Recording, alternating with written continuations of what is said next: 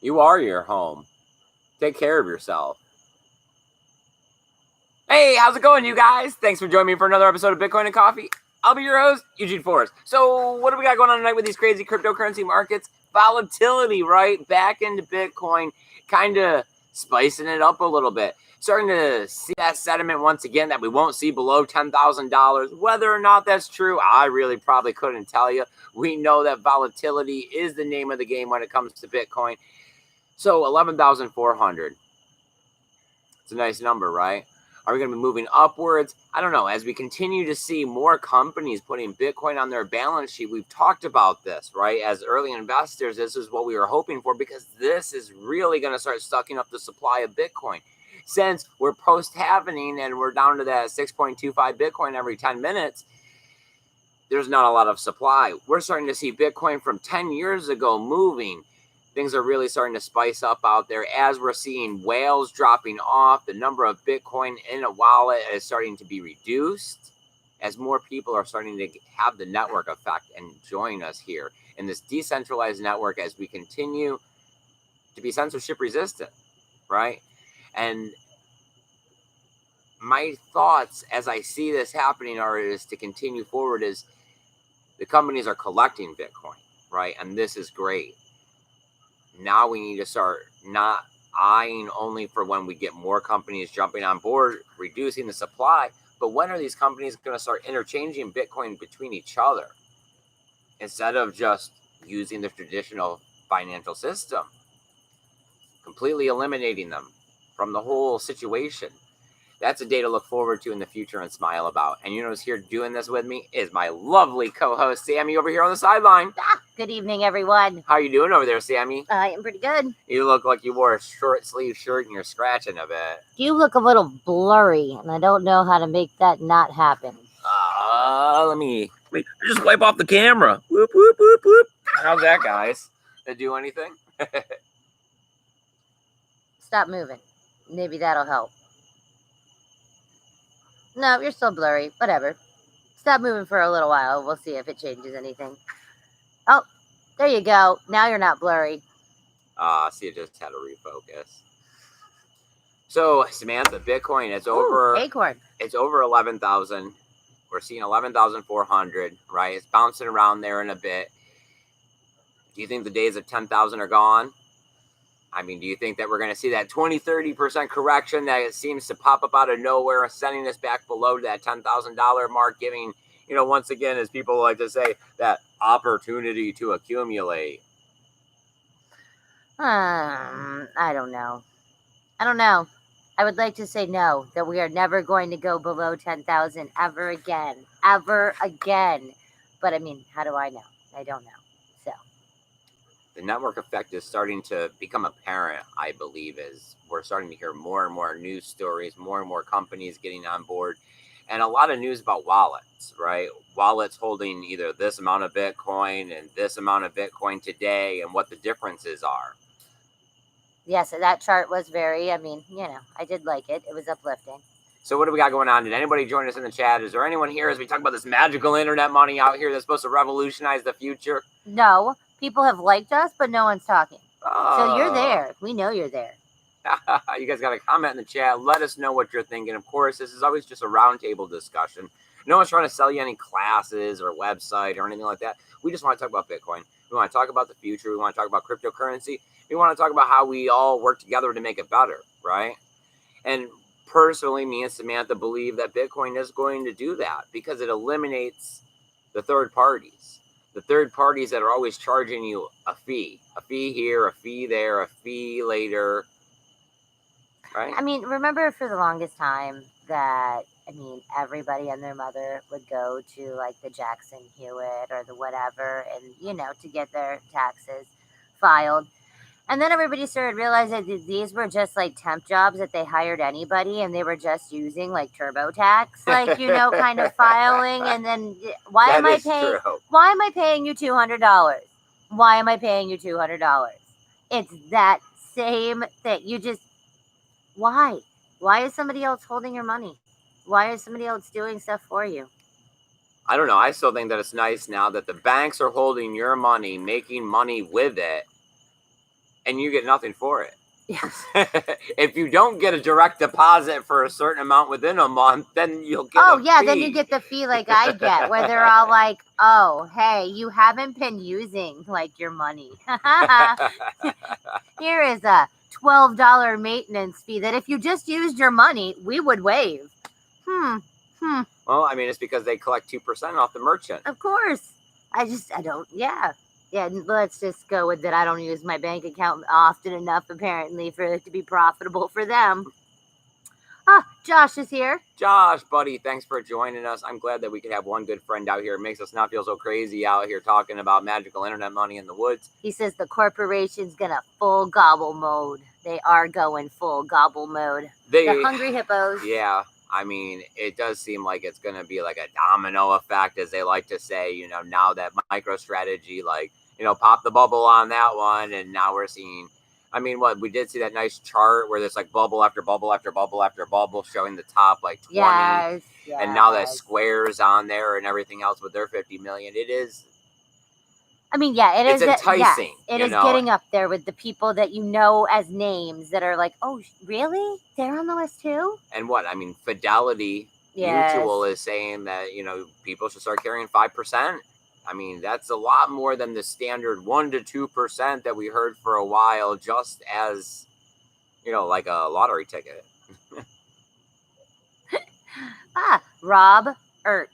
Rob Ert, nice. Thanks for joining us, buddy. I appreciate you getting out here. What are you guys thinking about Bitcoin? What do you got going on tonight? Oh, Zaza. Hi, Zaza. Zaza's nice. Here. I'm glad that you can make it, my friend.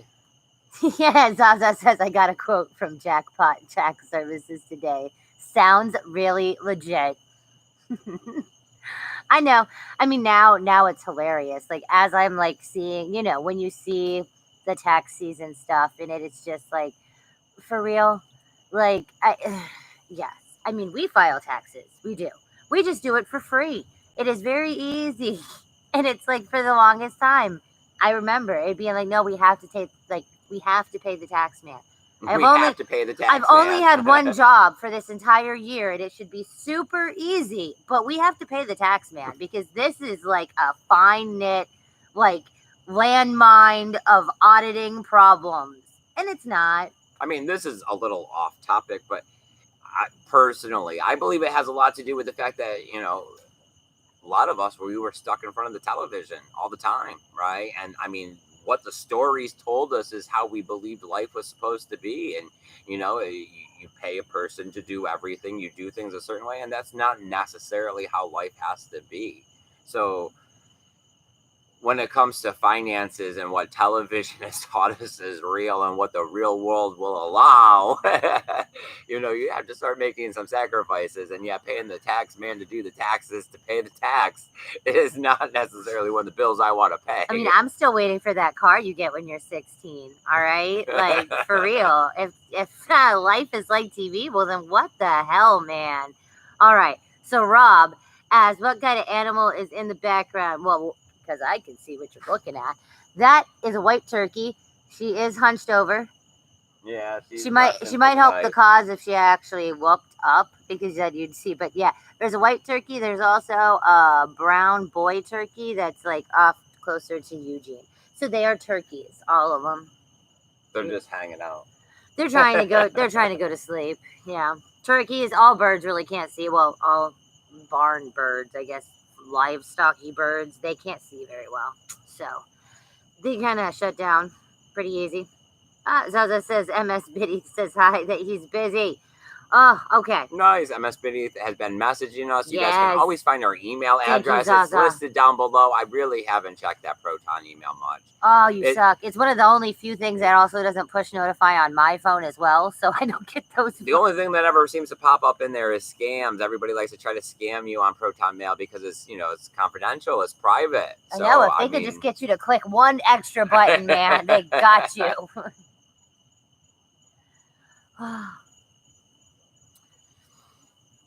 Yeah, today was a long day, right, Sam? Oh, yes. Yeah. So not a whole lot of research went into everything. Sadly, no. We had a good, like, 30 minutes. Yeah. Yeah. But, I mean, we've been keeping up to date with everything as usual. It's positive to see the upwards trend in the price. Whether or not we're gonna hold it, that's it's magic 8 ball stuff right there. The sentiment definitely feels like there's a collection. Like people are starting to collect. The companies are starting to realize. The regulation has been seeming like the rumor of ETF on the horizon. Okay. Yes. It could be true. Could be setting us up for some real big gains here in the future as we're constantly talking about Bitcoin, right? And that 100,000, 200,000. Well, I mean, these are the things that'll have to happen to get us there. It looks like we're heading down that trajectory. Whether or not it's by the end of the year you get $20,000 out of Bitcoin, probably not. I mean, as individuals, yes. collecting this early, being here already, as we're just starting to see companies, it's like having a little better vision than everyone else. Yeah, I mean, I don't know. We have very realistic goals. I mean, I don't actually think that I'm probably going to retire a millionaire or a multimillionaire. Okay, but it's you should still hold. I mean, I don't know. No matter what, it is going to benefit us. It's just what are you looking at here? What? Okay. Yeah. So, what are your sights set for when you're thinking retirement? Because right now people are thinking they're going to retire and hopefully do better than what their grandparents are doing, which is barely surviving off Social Security in some sort of condo building where there's like 1,000 old people that live. Yep, right. So with the clubhouse, but that's fading away. We're looking at what did we just seen the other day? I read an article saying that Social Security is only going up by like 1.4% when we're talking about that there's going to be a 5% increase in the dollar bill. So Social Security people are already losing money just on that fact alone. Oh yeah, I mean, I know my grandmother. Don't make enough, right? Like most of them are subsidized through their families.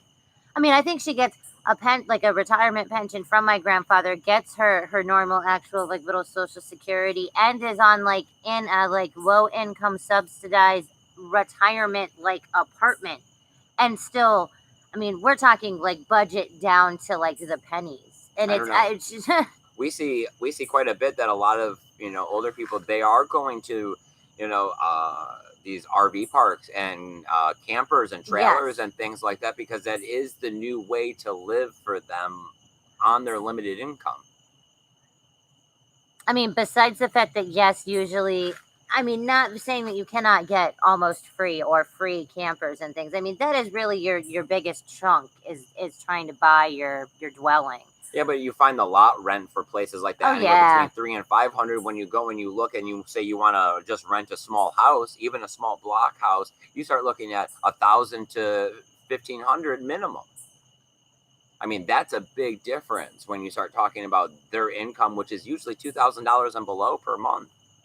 I am is here. Hi. I am for I am nice. Thanks for joining us. I super appreciate it. Hi guys, long time listener, first time chatter. He also says that he retired thanks to crypto, but diversified into various crypto projects and not just Bitcoin. But I worked my ass off, postponed vacations, everything. I mean, yeah, see, that, I don't know. Yes, I am going with that. If we just bust ass and save, and I mean, like, I will eat sardines out of a can now so that I can have, like, the champagne and the strawberries, like, in 10 years. I will figure it out. Like, as long as there is some day that it is super, like, awesome. And I don't see any other way except with Bitcoin. Like there was not stuff happening. Yeah, I mean, when you're under 30,000 a year and you start trying to think about retirement, it seems like I'm barely surviving. How are you thinking about putting money away? I'm only putting money away till the transmission in my car goes, or the roof starts leaking, or that was the best when you had like 5 things all at once. Yeah, and it was like, okay, I was prepared to handle two, and you have 5. And it's like, well, let's just see what we don't need to do this month. I mean, that was the best. It's just, I don't know. It seemed like that, like life was really like designed to kick you in the balls. And I mean, Oh, it is. It's like It is when Bitcoin's you the go and cup, you. okay? Like it's just a little bit extra. It's more of that falling into the susceptible lies that television told you. If you believe that you're just supposed to get one basic job, go to that job, and then come home and stare at television and drink beer or whatever, like you're not gonna get any further because they're gonna give you a quarter, a dime, like every year, and they talk about $25 is what you need to start being comfortable. So I mean, that's what we've done, right? We just said, okay, well, that's what you're supposed to be comfortable at. Well, that's our price now. Like, there's no reason for me to sell myself under that. Yeah. I mean, I don't know. I do think sometimes we do work some miracles on some of these vehicles, okay? I do think. I agree as well. I do think that some of our skills are professionalized, but in general, it's either that that people are lazy, that they are too busy, that they have children. And I mean, yes, if you had like 5 kids and 2 dogs, you couldn't wash a car to save your life without, somebody dying or something getting lost. Like, but it's like, or they physically can't anymore because they're too old. I mean, that's about everybody else. I mean, you really can wash your own car, just like you can clean your own house. And yet these are services that people pay for. I mean, without even thinking twice. Like you were saying, like, people like did you schedule the dog walker? Did you get the photographer? Did you what? Yeah. What do you need? I told you I broke it down as easy as I could. Air and water. That's the only thing that's necessary. He likes to say he doesn't need food, but I keep need arguing this coffee. this fact. Like that is a necessity, but I realize it. So. Oh yeah, no, he is like some hardcore.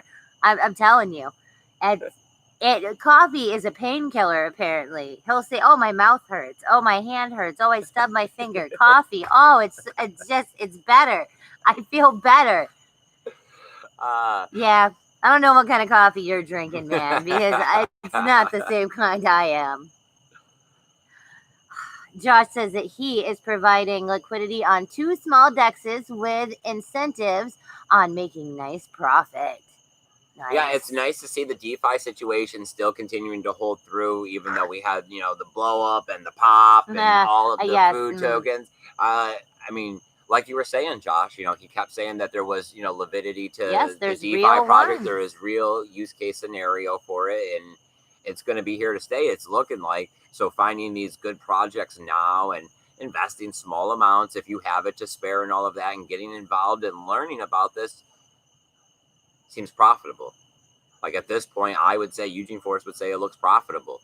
I mean, I don't know if it is that we're old or maybe we're doing too much. It's just, it never seems like there's enough hours in the day, and I can't ever get enough hours of sleep. So I like constantly screwed because it is like, I mean, we could have watched, 5 more hours of like crypto or something. Okay, then we're not sleeping. And then tomorrow would be crappy. So, I mean, I don't know. I do think that there are good things in crypto. I don't think every single person is out to screw each other over. I mean, you really don't. The space is getting better, right? I mean, there were a lot of BitConnect type scam projects where it was one scam after another scam after another scam, trading bots and mining, and I'm not hearing about it as much, right? Like there isn't, everyone's mixed. Oh, this website, you know what I mean? We're used to get check out this website, check out this project, and you straight go to it, and there's like a bunch of red flags all over the place where it's like invest ETH in this, quarter, and when no one else invests in 10 minutes, and the last person gets paid out. It's all verifiable on the blockchain. Yeah, the domino ones, those are the weird. Yes. Okay. No. Josh says, I don't buy shitty veggie tokens. Well, that is good. Of course not, Josh. I'm glad it's working out for you over there, my man. See, I would have got, congratulations to you and Katie. Of course. I would have definitely got swept up in a hot dog or something just for the name. I know it. We still own CryptoKitties because of you. Oh my God, I know. And if it worked out better, I would have owned more.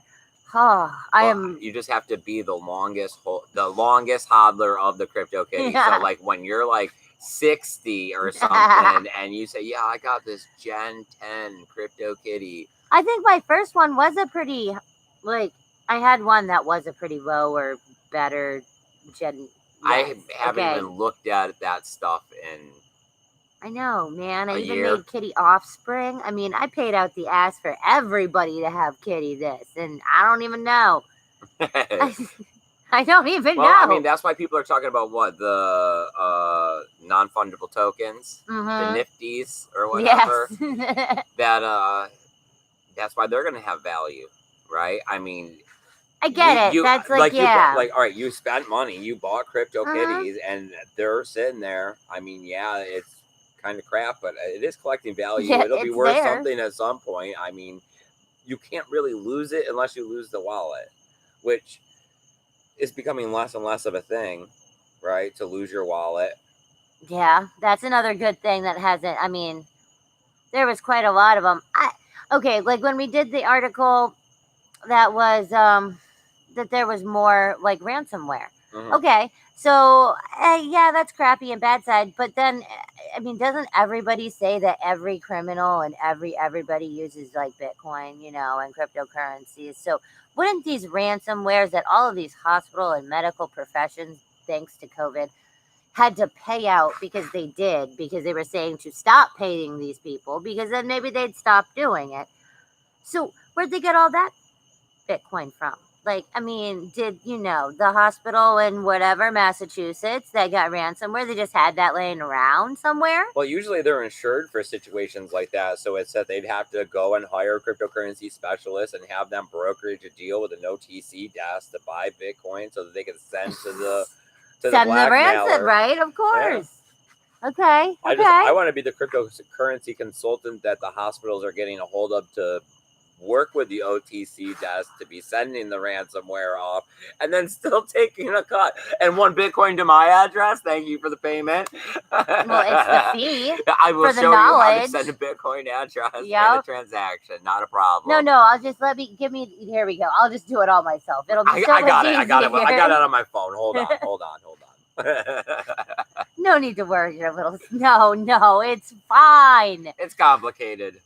It's complicated. We have to wait till the next block is produced. There's 1 million computers working on this right now.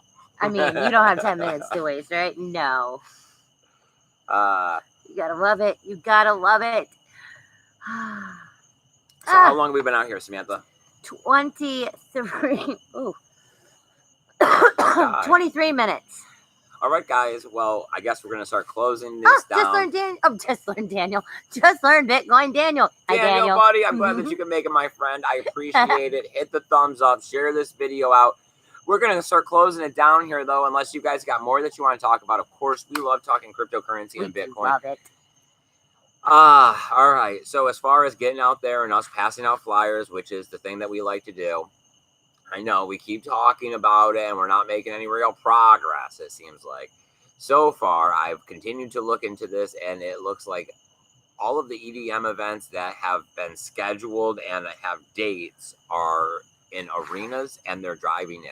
Like they're like drive-in movie theater style. So, and they're saying that there is no buses or RVs, what I mean? Like right there. For the parking.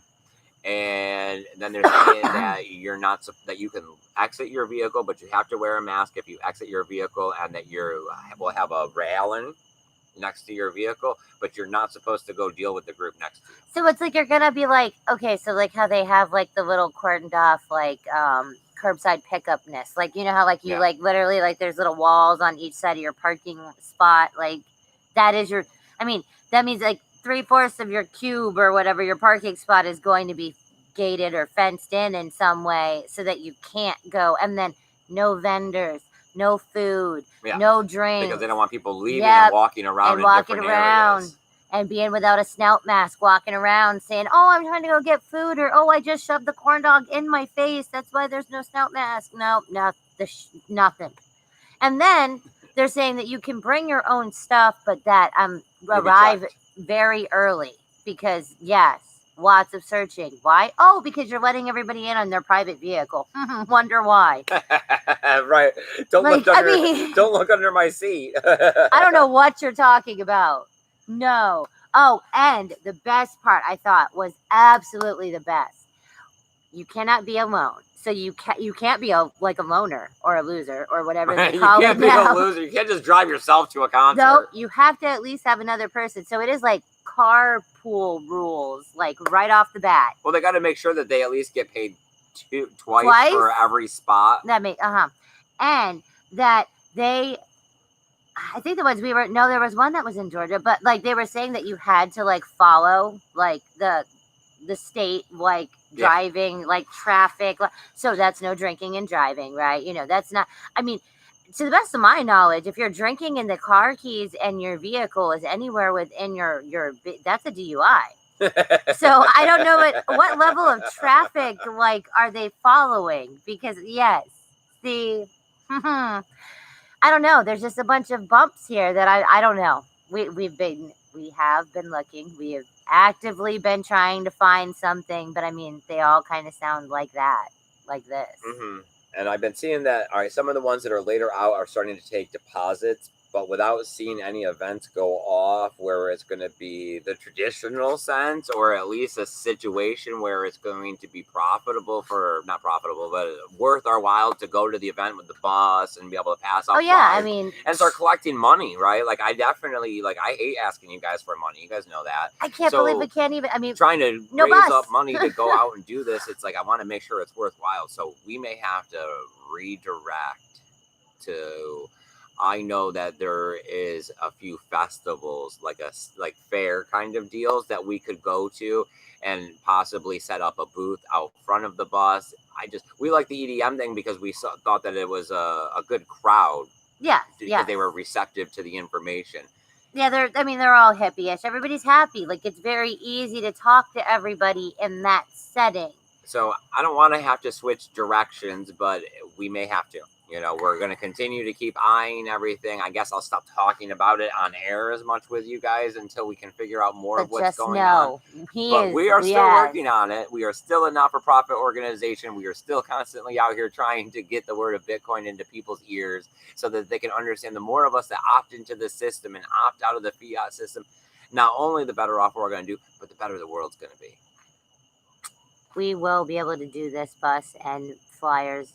I have faith that it'll be 2021, man. It's gotta not suck as bad. I think everyone's just gonna be like YOLO in 2021. Do you know how old you sound right now? Oh, I love you. Tell us about the Ralph Lauren, Eugene.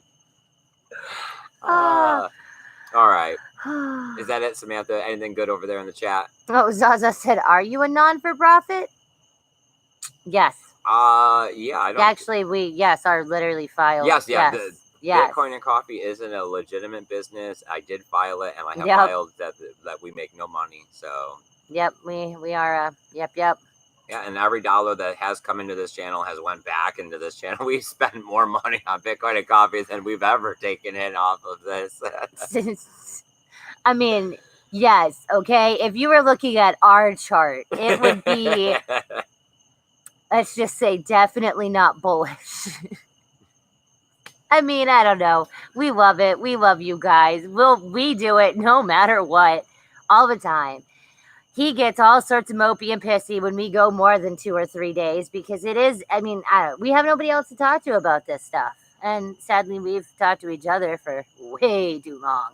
Yeah, it's, that whole thing of being forced to talk to the people that are around you, not the people you want to. Yeah, we choose you guys. And we appreciate you guys stopping by the channel and choosing us. We want you guys to go out there, have a great evening, take care of yourself, your loved ones, and your Bitcoin. Later, guys. Bye, guys.